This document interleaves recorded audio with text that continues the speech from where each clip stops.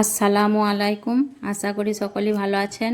অনেক অনেক শুভেচ্ছা দিয়ে শুরু করছি আজকের রেসিপি হচ্ছে সয়াবিন দিয়ে পটল আলুর তরকারি।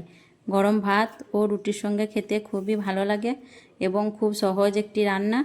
তো চলুন এখন রান্নাটি দেখে নেওয়া যাক। সয়াবিন দিয়ে পটল আলুর তরকারির জন্য আমার এখানে যা যা লাগছে, এখানে আমি ছোট প্যাকেটের 1 প্যাকেট সয়াবিন নিয়েছি।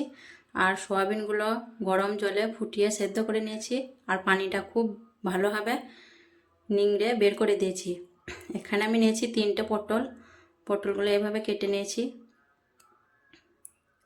আর এখানে আমি 2টো মাঝারি সাইজে আলু নিয়েছি, আলুগুলো ডুমো ডুমো করে কেটে নিয়েছি। আর এখানে নিয়েছি একটা টমেটো কুচি, এখানে একটা বড় সাইজের পেঁয়াজ কুচি নিয়েছি, 3টে কাঁচা লঙ্কা কুচি। আর এখানে আছে 2-3 চামচ মতো আদা রসুন বাটা আর একটা তেজপাতা।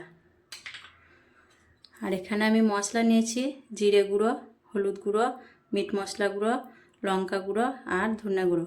এই মশলাগুলো আমি রান্নায় ব্যবহার করব। তো চলুন এখন রান্নাটা দেখে নেওয়া যাক। গ্যাসটা জ্বালিয়ে আমি কড়াটা চাপিয়ে দিয়েছি আর এখন রান্নার জন্য দিয়ে দিচ্ছি সাদা তেল, সয়াবিন অয়েল। আর তেলটা আমি একটু বেশি করেই দিলাম, এতে আলু পটল ভেজে নেব আর রান্না করে নেব একেবারে। আর তেলটা খুব ভালোভাবে গরম করে নেব। তেলটা গরম হয়ে গেছে, এখন আমি আলুগুলো ভেজে নেব।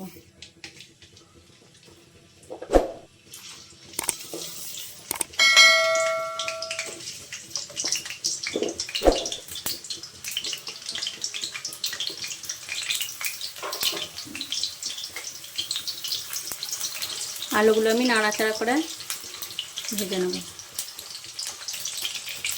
আর 1 চামচ আলু ভাজার মধ্যে নুন দিয়ে দিচ্ছি। আলুগুলো আমার ভাজা হয়ে গেছে, এখন তুলে নেব।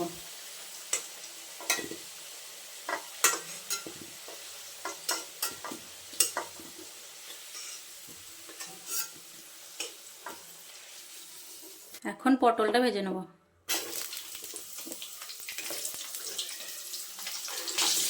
পটলটা নাড়াচাড়া করে এখন আমি ভালোভাবে ভেজে নেব। পটলগুলো ভালোভাবে ভেজে নিয়েছি, এখন তুলে নিচ্ছি।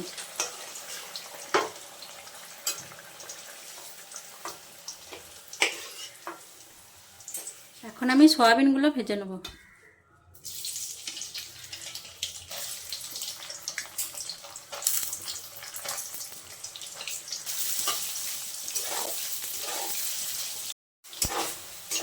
সয়াবিনগুলো ভাজা হয়ে গেছে, এখন তুলে নিচ্ছি।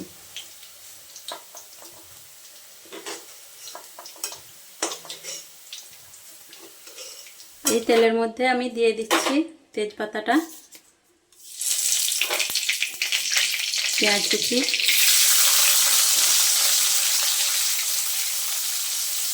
কাঁচা লঙ্কা কুচি। পেঁয়াজ লঙ্কা একটু আমি নেড়ে চেড়ে ভেজে নেব। পেঁয়াজটা একটু ভেজে নেওয়ার পর দিয়ে দিচ্ছি টমেটো কুচি।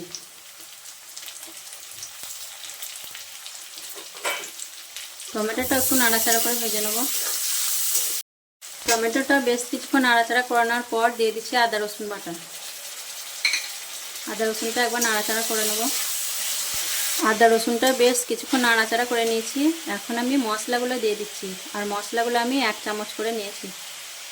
আর গ্যাসের ফ্লেমটা কমিয়ে রেখে আমি মশলাটা কষছি। আর কিছুটা পানি দিয়ে দিচ্ছি যাতে মশলাটা লেগে না যায়।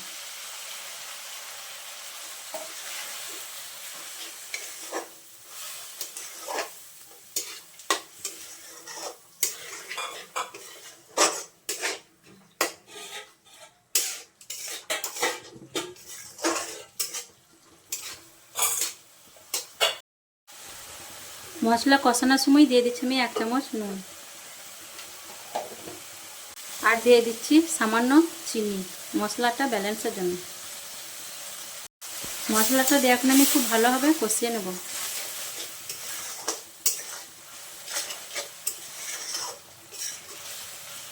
মশলাটা খুব ভালোভাবে কষিয়ে নিয়েছি, এখন ভেজে রাখা আলুগুলো দিয়ে দিচ্ছি।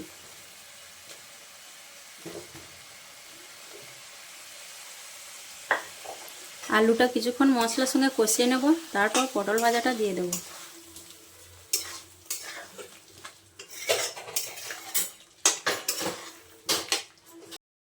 আলুটা বেশ কিছুক্ষণ আমি মশলার সঙ্গে ভালোভাবে কষিয়ে নিয়েছি। এখন দিয়ে দিচ্ছি ভেজে রাখা পটলগুলো, আর সয়াবিন ভাজাগুলোও দিয়ে দিচ্ছি, যাতে করে এর মধ্যে তেল মশলাটা ঢুকে যাবে।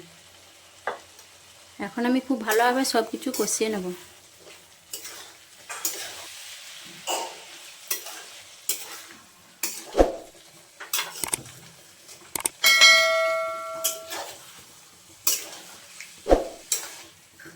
সব কিছু খুব ভালোভাবে কষিয়ে নিয়েছি। এখন আমি সেদ্ধ হওয়ার জন্য পানি দিয়ে দেবো। পানিটা বেশ কিছুটাই দেবো, কারণ সয়াবিনে পানি টানবে।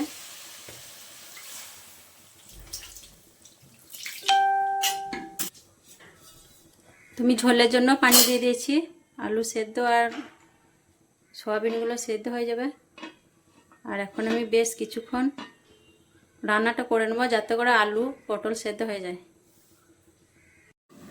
তো 4-5 মিনিটের মতো রান্না করে নেওয়ার পর এখন আমি ঢাকনাটা খুলে দেখে নেব।